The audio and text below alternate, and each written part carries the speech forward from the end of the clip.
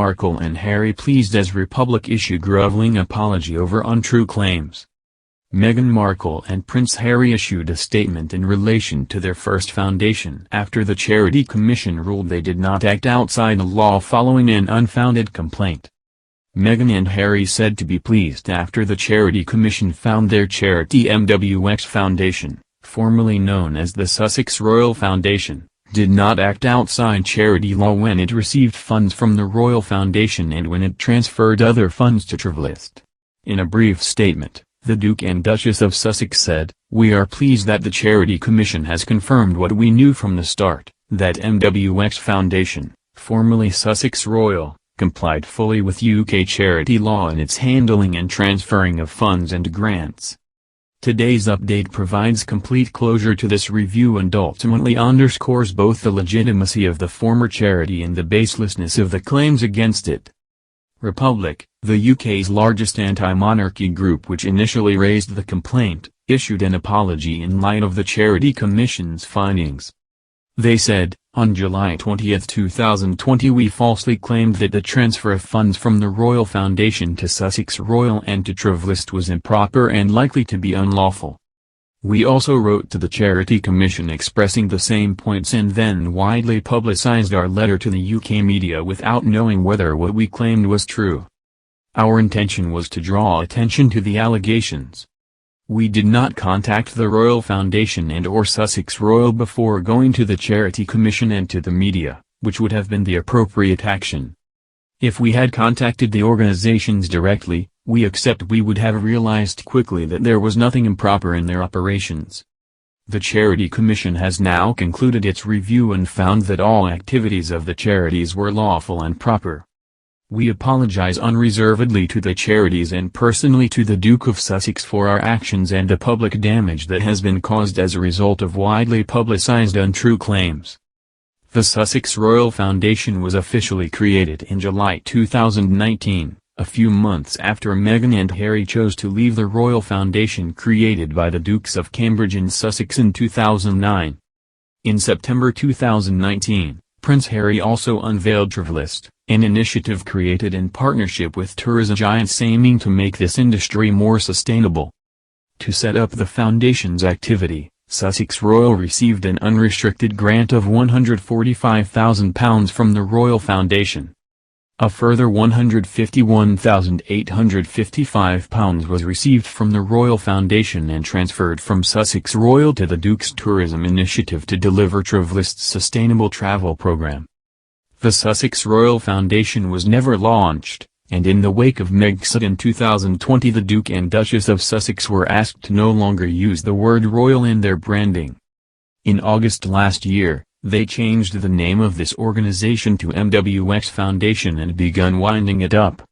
Last week, it emerged from records on the company's house website the Duke and Duchess of Sussex have appointed a voluntary liquidator to begin shutting down the company. Meghan and Harry launched their new organization Archewell, including for-profit production companies and a not-for-profit foundation, in late 2020. Following its investigation, the Charity Commission found that the transfer of funds to MWX was in line with the governing document of the Royal Foundation and allowed under charity law. The transfer of funds by MWX to Travellist was also lawful. Moreover, the Commission said Travellist could receive charitable funds for the promotion of sustainable travel only, which is a charitable activity in law, and that there was no evidence to suggest that any conflicts of interest between MWX and Travellist were managed inappropriately. Looking into the MWX Foundation's expenditure, the Commission also found almost half of its funds were spent on legal and administrative costs, noting funds can be legitimately used for these purposes. The trustees, the Commission added in a press release, chose to close the foundation just 12 months after it was established, doing so during difficult and unexpected circumstances. It added, it considers that the spending itself was not unreasonable given the unexpected events and unique circumstance which surrounded this charity and as such does not consider that further action is required. However, the Charity Commission noted the decisions on spending were not adequately documented. Helen Erner, Director of Regulatory Services at the Charity Commission, said, The public expects charities to make a real positive difference for the people they help or the cause they pursue. Where concerns are raised with us, whatever the charity, it's right that we examine them and consider the issues carefully.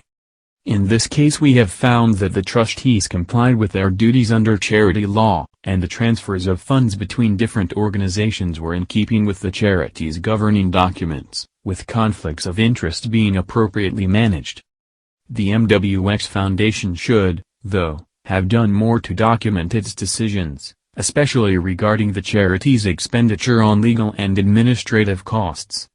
We also note that a substantial proportion of funds went into setting up and then winding up a charity that was active for a relatively short period of time.